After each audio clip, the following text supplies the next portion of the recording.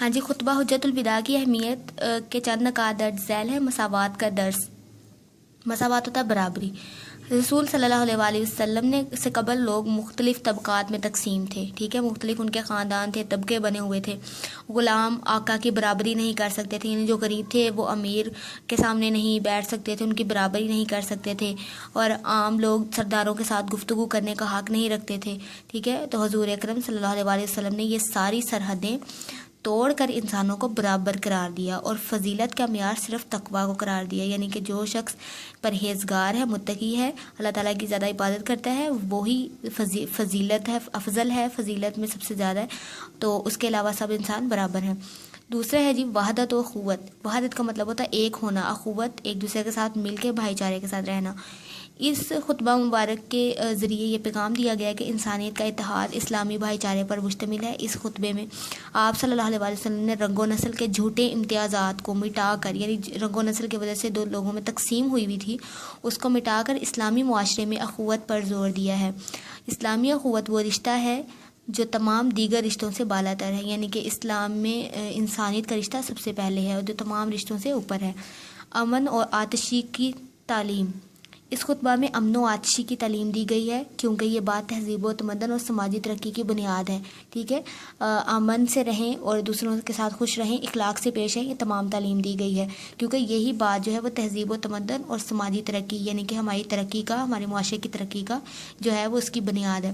اس کے بعد سودی کاروبار کا خاتمہ۔ سارے عرب میں نہایت وسیع سودی کاروبار پھیلا ہوا تھا، یعنی لوگ سود لیتے تھے، پیسے جو دیتے تھے اس سے زیادہ پیسے وصول کرتے تھے، سرمایہ دار غریبوں کا خون چوستے تھے، اور ہر مقروض اپنے قرض خواہ کا غلام تھا، یعنی کہ جو شخص کسی سے قرض لے لیتا تھا تو وہ سود میں ہی ڈوبا رہتا تھا ساری زندگی۔ گویا مخلوق الہی اس ظالمانہ نظام میں جکڑی ہوئی تھی، حضور صلی اللہ علیہ وسلم نے اسے رہائی دلائی۔ اس کے بعد حقوق نسواں، یعنی کہ عورتوں کے حقوق، ان کا تحفظ۔ اسلام سے پہلے عورتوں کے حقوق بری طرح پامال ہوتے تھے۔ اس خطبہ کے ذریعے ان کی بنیادی حقوق کا تحفظ کیا گیا، اور یہ تعلیم دی گئی کہ ان کے ساتھ بھلائی کا برتاؤ کیا جائے، یعنی کہ آپ صلی اللہ علیہ وسلم سے پہلے عورتوں کے ساتھ بہت برا سلوک کیا جاتا تھا، ٹھیک ہے، ان کو ان کے تمام حقوق کو بری طرح سے پامال کیا جاتا، ان کو کوئی حق نہیں دیا جاتا تھا، ٹھیک ہے، کسی قسم کا کوئی بھی حق۔ تو پھر آپ صلی اللہ علیہ وسلم نے کہا کہ ان کے ساتھ بھلائی کا برتاؤ کریں، یعنی ان کے ساتھ بھی نیکی کریں، بھلائی کریں۔ اس کے بعد ہے جی جان اور مال اور عزت کی حرمت۔ عرب میں جان اور مال اور عزت کی کوئی ضمانت اور حفاظت نہیں تھی، جو جس کو چاہتا قتل کر دیتا اور جس کا مال چاہتا تھا چھین لیتا تھا۔ اس طرح کسی کے ہاتھوں کسی کی عزت محفوظ نہیں تھی۔ حقیقت میں ایک صحت مند اور مثالی معاشرہ اسی صورت میں وجود میں آ سکتا ہے جب جان، مال اور عزت کو تحفظ حاصل ہو۔ اس کے بعد ہدایت الہی کا ذریعہ، ٹھیک ہے۔ خطبہ مبارکہ میں نبی کریم صلی اللہ علیہ وآلہ وسلم نے تعلیم دی ہے کہ ہدایت الہی کا واحد ذریعہ قرآن مجید اور سنت نبی صلی اللہ علیہ وآلہ وسلم ہے۔ ان دونوں کی تعلیمات پر عمل کر کے پوری امت باعزت اور کامیاب زندگی گزار سکتی ہے۔ خطبہ حجت الوداع کی اہمیت اور فضیلت آج بھی تسلیم شدہ ہے۔ یہ خطبہ تعلیمات اسلام کا خلاصہ ہے۔ اس کا بغور مطالعہ کرنے کے بعد معلوم ہوتا ہے کہ یہ عالمگیر اور آفاقی حیثیت پر مشتمل ہے، یعنی کہ یہ تمام دنیا کے لیے ہے، ٹھیک ہے، صرف کسی ایک انسان اور ایک قبیلے یا کسی ایک مذہب سے تعلق رکھنے والے کے لیے نہیں ہے، بلکہ یہ تمام لوگوں کے لیے ہے، تمام دنیا کے لیے۔ اس کا مرکزی نقطہ، یعنی اس کا جو مرکزی نقطہ ہے، اس کا جو مرکز ہے وہ انسان کی عزت، مقام اور مرتبے کی حفاظت ہے۔ اس میں ہر ظالم نظام کو مسترد کیا گیا، کیونکہ ہر ظالم نظام کو غلط قرار دیا گیا، اس کو مسترد کر دیا گیا۔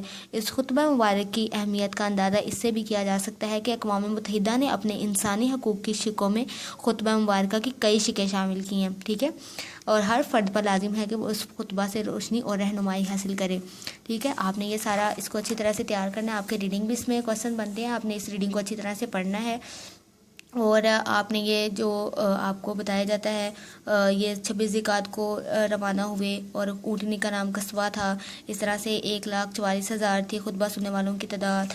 اس کے بعد یہاں پہ دیکھیں، یہ جو آپ نے یہ جو فرمان ہے نا، آپ صلی اللہ علیہ وسلم کی جو فرمان ہوتے ہیں نا، وہ ایز اٹ از لکھنے ہیں، اس کے اندر کوئی بھی کسی قسم کی آپ نے غلطی نہیں کرنی، ٹھیک ہے، جیسے جیسے یہ لکھا ہوا ہے بالکل ویسے ویسے لکھنا ہے، کوئی ایک ورڈ بھی آگے پیچھے نہیں کرنا، کیونکہ جو فرمان ہوتے ہیں نا اللہ تعالیٰ کی حدیث مبارکہ ہوتی ہے، اس کے اندر ہم ایک ورڈ کی بھی چینجنگ نہیں کر سکتے، ٹھیک ہے۔